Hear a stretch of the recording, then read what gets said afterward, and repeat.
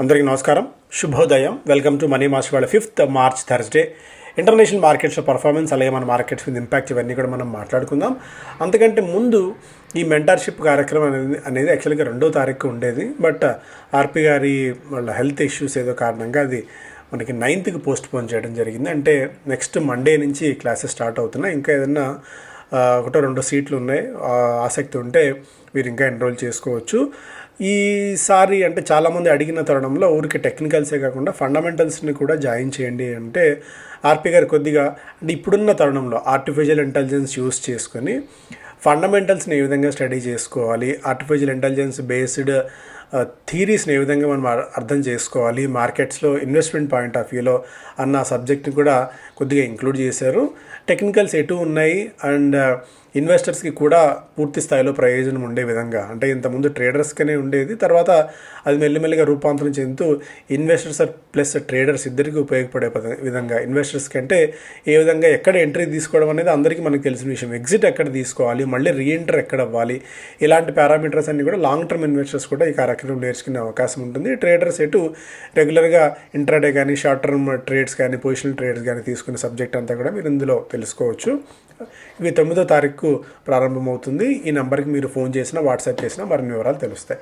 ఇక ఏషియన్ మార్కెట్స్లో ట్రెండ్ మళ్ళీ కొద్దిగా పాజిటివ్. నికే ఆల్మోస్ట్ 2.6%, హాంకాంగ్ 1.3%, షాంఘై 0.5% మేర లాభపడింది. సౌత్ కొరియా కోస్పీ ఆల్మోస్ట్ 12% మేర పెరగటం. సో అదృష్టం కొద్ది ఏంటంటే మనకు ట్రిగ్గర్స్ ఉన్నాయి, మనకు బ్రేక్స్ ఉన్నాయి కాబట్టి సరిపోయింది. లేదంటే ఇంత పర్సంటేజ్లో పెరిగితే ఆల్మోస్ట్ అందరికీ హార్ట్ స్ట్రోక్ వస్తుంది వితౌట్ ఎనీ డౌట్. వరుసగా 10%, 12% మీద పడిపోవడం, మళ్ళీ అదే స్థాయిలో రీబౌండ్ కావడము, అది చిన్న చితగా ఇన్వెస్టర్స్ మన లాంటి దగ్గర మార్కెట్స్లో మాత్రం అలాంటి ఇవి జరిగితే మాత్రం సర్క్యూట్ ఫిల్టర్స్ బ్రేక్స్ లేకుండా తీవ్రమైన పరిణామాలు. అదృష్టం కొద్దీ మన దగ్గర బ్రేక్స్ అయినా ఉన్నాయి, అట్లీస్ట్ 2%, 5% కొద్దిసేపు ట్రేడింగ్ హాల్ట్ చేయడం లాంటి సినారియోస్ మరి ప్యానిక్ మోడ్లో ఉన్నప్పుడు. ఏషియన్ మార్కెట్స్ ట్రెండ్ బట్టి చూస్తే పాజిటివిటీ ఉంది. యుఎస్ మార్కెట్స్ నుండి మంచి రీబౌండ్ చూసాం. డౌ జోన్స్ 0.5%, S&P 500 0.78% అండ్ నాస్డాక్ కూడా 1.3% మేర. గోల్డ్ స్థిరంగానే ఉంది, $5,180 దగ్గర. సిల్వర్ $85 దగ్గర ట్రేడ్ అవుతుంది. క్రిప్టో కరెన్సీలు నిన్న డొనాల్డ్ ట్రంప్ చేసిన వ్యాఖ్యల నేపథ్యంలో నిన్న majority of the crypto currencies అన్నీ కూడా ఆల్మోస్ట్ 5 to 10% దాకా పెరిగాయి. ఒక నెగిటివ్ న్యూస్ ఏంటి అంటే, ఏవైతే ఈ టారిఫ్స్ రూపంలో డొనాల్డ్ ట్రంప్ ఇల్లీగల్గా ప్రాసెస్ చేసి కస్టమ్స్ సమీకరించిందో డబ్బులు టారిఫ్స్ రూపంలో, అవన్నీ తిరిగి ఇచ్చేయాలి అని చెప్పి జడ్జి ఆర్డర్ చేశారు. అక్కడ supreme court US trade court judge on Wednesday order the government to begin paying potentially billions of dollars in refunds. ఇది దాదాపుగా $130 బిలియన్ మేర వీళ్ళు సొమ్మును సమీకరించారు ఈ టారిఫ్స్ విధించిన రూపంలో వివిధ దేశాల నుంచి. అదంతా కూడా తిరిగి చెల్లించేయాలని చెప్పి కోర్టు ఆదేశాలు జారీ చేసిన తరుణంలో ఇది చాలా నెగిటివ్ అవుతుంది. ముందే అంతంత మాత్రంగా ఉన్న ఆర్థిక వ్యవస్థకి, యుద్ధాల కోసం డబ్బులను విపరీతంగా వెదజల్లుతున్న ఈ దేశానికి $130 బిలియన్ తక్షణమే చెల్లించాలంటే డొనాల్డ్ ట్రంప్ అంత ముందే ఒక మాట అన్నారు, ఒకవేళ నేను కేసు ఓడిపోతే, ఒకవేళ డబ్బులంతా తిరిగి చెల్లించాలని కోర్టు ఆదేశిస్తే అది తీవ్రమైన పరిణామాలు యుఎస్ మీద ఉంటాయి అని చెప్పి. సో ఇప్పుడు ఇది తీవ్రమైన పరిణామాలు ఎంతవరకు మార్కెట్ మీద ఇంపాక్ట్ చూపిస్తాయి ఏంటనేది కూడా ఇక్కడ మనం చూడాలి యాజ్ ఆఫ్ నో. సో ఇది ఒక మేజర్ న్యూస్గా ఈ పాయింట్ ఆఫ్ టైంలో చూడాలి. అండ్ వార్ పవర్స్ ఓట్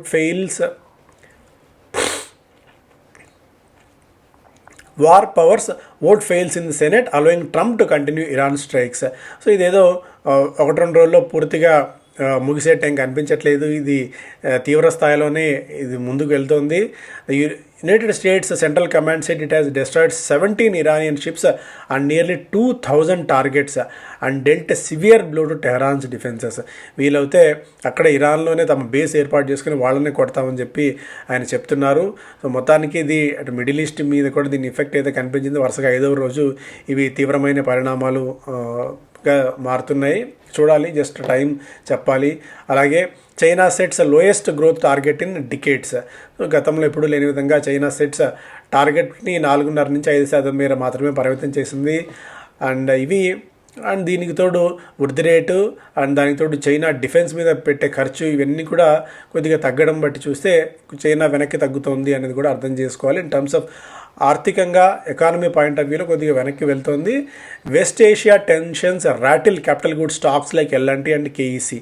ఇక్కడ ఈ రెండు స్టాక్స్లో అమిడ్ ప్రెజర్ అయితే చూస్తున్నాం. ఎందుకంటే 30% ఆఫ్ రెవెన్యూ ఎల్ఎన్టీకి అటు మిడిల్ ఈస్ట్ నుంచి, ఎస్పెషల్లీ అటు జీసీసీ దేశాల నుంచి కూడా వస్తుంది. కాబట్టి అక్కడ అండ్ దానికి తోడు పవర్ అండ్ దీనికి తోడు వీళ్ళు ఆయిల్ ఎక్స్ప్లోరేషన్ ఇలాంటి కీలకమైన బిజినెస్లో ఉన్నారు ఈ క్యాపిటల్ గూడ్స్ సెగ్మెంట్లో. కాబట్టి అక్కడి నుంచి ఉన్న ఆర్డర్ బుక్ దీని మీద ఎఫెక్ట్ చూపిస్తుందని చెప్పి మనం చూస్తూనే ఉన్నాము.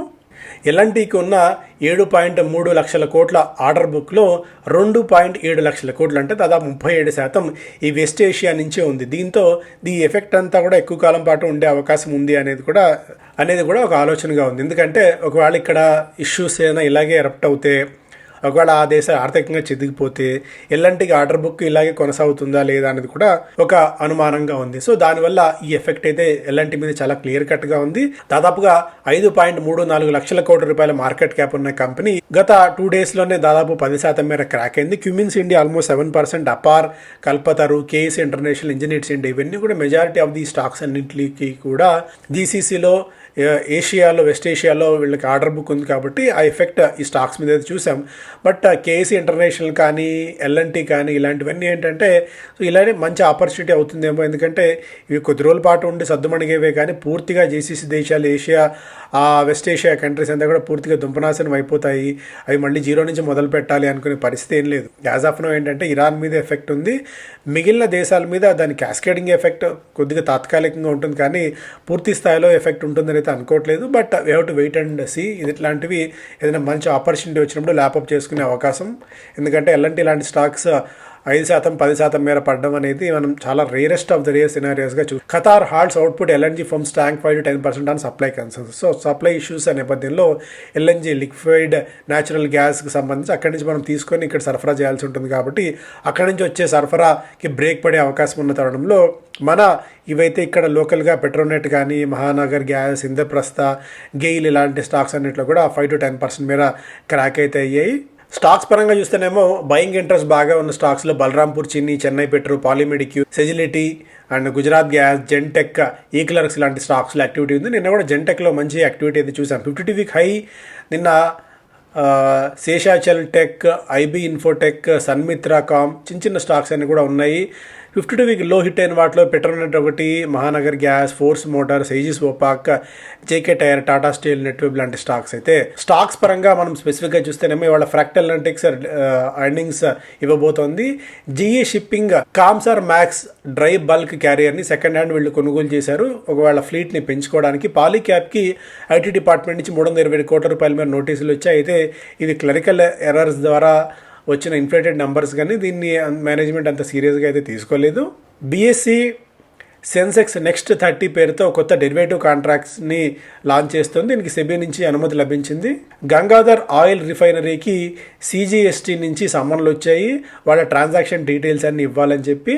అయితే ఇమీడియట్గా అందులో ఏదైనా అవకతవకలు జరిగాయి అన్నది క్లారిటీ రాకపోయినప్పటికీ కూడా జిఎస్టీ బాడీ దీని మీద ఒక పరిశోధన చేపట్టింది. భారత్ ఫోర్జ్ 200 కోట్ల రూపాయల మేర అన్సెక్యూర్డ్ రూపీ టర్మ్ లోన్ని తీసుకుంది, అప్రూవల్ లభించింది దీనికి. రామ్కి ఇన్ఫ్రాకి మహారాష్ట్ర ఇండస్ట్రియల్ టౌన్షిప్ నుంచి 1402 కోట్ల రూపాయల మేర ఆర్డర్స్ వచ్చినట్టు వెల్లడించింది. మెజిలానిక్ క్లౌడ్ అన్న కంపెనీకి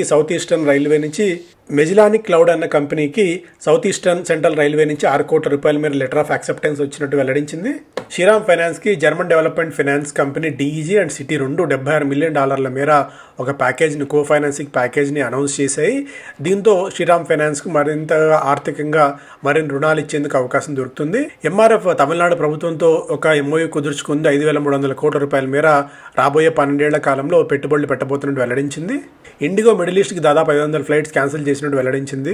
బిజినెస్ స్టాండర్డ్ ఫస్ట్ పేజ్లో Iran wars energy shock cents Indian equities rupee railing. అన్నీ తెలిసిందే. సెన్సెక్స్ దాదాపు 11 నెలల కనిష్ట స్థాయికి దిగి వచ్చింది. మనకు విక్స్ దాదాపు 23% మేర పెరిగింది. Rupee when compared with dollar $92 మార్క్ని బ్రీచ్ చేసింది. RBI buys government bonds. So ఓవరాల్గా ఒక సీరియస్ ఎఫెక్ట్, రామిఫికేషన్స్ అయితే మన ఎకానమీ మీద తాత్కాలికంగా కనిపిస్తున్నప్పటికీ, సో ఈ వార్ ఎంతకాలం అవుతుంది, ఎన్ని రోజుల పాటు వార్ కొనసాగుతుంది అనేది ఓవరాల్గా మార్కెట్స్కి ఒక దిశానిర్దేశం చేసే అవకాశం అయితే ఉంటుంది ఇమీడియట్గా. సో ట్రంప్ చెందిన వాళ్ళు 15% ఏదైతే టారిఫ్ విధిద్దాం అనుకున్నారో అది ఈ వీక్ నుంచి ప్రారంభం అవుతుందని ప్రభుత్వం వెల్లడించింది. అక్కడ ప్రభుత్వం ప్రెషస్ మెటల్స్లోకి ఈటీఎఫ్స్ ఇన్ఫ్లోస్ అనేది కొద్దిగా ఫెబ్లో తగ్గాయి. And SEBI weighs revamp of position లిమిట్స్ని మార్పు చేర్పులు చేసే అంశం మీద సెబీ ఆలోచన చేస్తున్నట్టుగా కూడా ఒక వార్త చూస్తున్నాము. ఇండిగో స్టాక్కి ఎఫెక్ట్ అయితే ఉంది, ఎందుకంటే క్రూడ్ పెరుగుతున్న కొద్దీ క్రూడ్ $5 పెరిగితే ఓవరాల్గా వీళ్ళు ఈపీఎస్ మీద 12-13% మేర ఇంపాక్ట్ ఉంటుంది. సో దీనికి తోడు ఇరాన్కి మేజర్గా ఏంటంటే, ఒకటి క్రూడ్ ప్రైజెస్ పెరుగుతున్నాయి, 2 జీసీసీ దేశాలకి ఎక్కువగా వీళ్ళ ఫ్లీట్ ఉంది, ఎక్కువగా వీళ్ళ ఆపరేషన్స్ ఎక్కువగా ఉన్నాయి, 3 ఎక్కువ కాలం పాటు యుద్ధం జరిగి అక్కడ జీసీసీ దేశాల్లో ఎయిర్ స్ట్రిప్స్ ఏదైనా పాడవుతే సో సర్వీస్ అందించడానికి ఇండిగోకి ఎఫెక్ట్ ఉంటుంది. సో ఈ 3 ఎఫెక్ట్స్ అయితే ఇండిగో మీద ఉన్నాయి. సో ఇది ఎంతకాలం కొనసాగుతుంది అన్న దాని మీదే ఇండిగో స్టాక్ మీద అయితే ఆధారపడి ఉంటుంది. సో తాత్కాలికంగా అయితే కొద్ది ప్రెషర్ని ఇది తీసుకునే అవకాశం తప్పదు. Sugar stocks turn sweet as crude oil prices boils. Crude oil prices పెరుగుతున్న నేపథ్యంలో ఈ ఎథనాల్ మిక్స్కి సంబంధించి ఎథనాల్ బ్లెండింగ్ 20-27% పెంచడానికి మేబీ ప్రభుత్వం అనుమతినివ్వచ్చు. దీనికి తోడు ఇప్పట్లో ఎథనాల్ ధరలు తగ్గించడానికి పోయి పెంచవచ్చు అన్న అంచనాల నేపథ్యంలో సో ఎవరి ఆరాటం వాళ్ళది. సో షుగర్ రిలేటెడ్ స్టాక్స్ అన్నింటిలో కూడా మనం యాక్టివిటీ చూసాం. బజాజ్ హిందుస్థాన్, పొన్ని షుగర్స్, ద్వారికేష్, రాణా ఇలాంటి స్టాక్స్ అన్ని కూడా కనిష్టంగా 3 నుంచి గరిష్టంగా 10% మేర స్టాక్స్లో జంప్ చూసాం. ఓన్లీ ఎథనాల్ మిక్స్ పెరగవచ్చు అన్న అంచనాల నేపథ్యంలో. బట్ ఇవన్నీ కూడా ఏంటంటే తాత్కాలికమైనవే. So quick entry, quick exit తీసుకోగలిగిన వాళ్ళు మాత్రమే ఇలాంటి స్టాక్స్లో ఎంటర్ కావాలి. Safe haven rush cools precious metal ETF inflows retreat in February నెలలో మనకి ఇంపాక్ట్ అయితే మనం చూసాము మేజర్గా. ఎందుకంటే విపరీతంగా లాస్ట్ 2-3 మంత్స్ నుంచి గోల్డ్, సిల్వర్లో పెట్టుబడులు పెట్టిన వాళ్ళు కొద్దిగా కొంతమంది ప్రాఫిట్ బుక్ చేసుకున్నారు. అండ్ దీనితో ధరలు బాగా పెరిగిన తర్వాత సో కొద్దిగా మేబీ డౌట్ పడిన నేపథ్యంలో వెనక్కి తగ్గడం కూడా చూసాం. మనకి మేజర్గా 1,84,000 కోట్ల రూపాయల నుంచి 1,83,000 కోట్ల రూపాయలకి ఏఈఎం తగ్గింది. అంటే at the same time profit book చేసుకోవడం కూడా దీనికి మేజర్ రీజన్గా ఈ పాయింట్ ఆఫ్ టైంలో చూడవచ్చు. కంటిన్యూ చేసుకోండి గోల్డ్ అండ్ సిల్వర్లో మీ ఇన్వెస్ట్మెంట్స్, బట్ భారీ ఎత్తున డబ్బులు కమిట్ చేయడానికి మాత్రం ఇది రైట్ టైం కాకపోవచ్చు. SEBI may review agri commodity classification margin framework. So commodity derivative మార్కెట్లో అండ్ కమాడిటీ మార్కెట్లో కూడా పూర్తి స్థాయిలో లాకులు ఎత్తేందుకు సెబీ సిద్ధమవుతున్న వార్తలు అయితే ఇక్కడ చూస్తున్నాం. మేబీ ఎంసీఎక్స్ లాంటి వాటికి కొద్ది గొప్ప మనకి ఇక్కడి నుంచి ఒక పాజిటివిటీ కనిపించవచ్చేమో. ఫోన్పే దాదాపు $10.5 బిలియన్ మేర వాల్యుయేషన్తో ఐపీఓకి రావాలని చెప్పి చూస్తోంది. గోద్రేజ్ 6,150 కోట్ల రూపాయల మేర రెవెన్యూ ఆశిస్తోంది వాళ్ళ కోల్కతా, గురుగ్రామ్ ప్రాజెక్ట్స్ నుంచి. అరబింద ఫార్మా యుఎస్లో జెనరిక్ క్యాన్సర్ డ్రగ్ని లాంచ్ చేసింది. మహీంద్రా హాలిడేస్ మహారాష్ట్ర దపోలీలో 110 కీస్కి సంబంధించిన హోటల్తో ఒప్పందం కుదుర్చుకుంది, బీచ్ సైడ్ రిసార్ట్. దీంతో స్టాక్లో 0.5% జంప్ చూసాం. గ్లెన్మార్క్ ఒక 4% మేర down, receives USFDA approval proportionate inhalation aerosol USP. Paras defence నిన్న 6% మేర పెరిగింది. సౌత్ కొరియాతో వాళ్ళు ఒప్పందం కుదుర్చుకున్నారు గ్రీన్ ఆప్టిక్స్ అన్న కంపెనీతో. గ్లాండ్ ఫార్మా 5% మేర బలహీనపడింది నిన్న. సో ఇవి ప్రధానమైన వార్తలు. Thank you so much.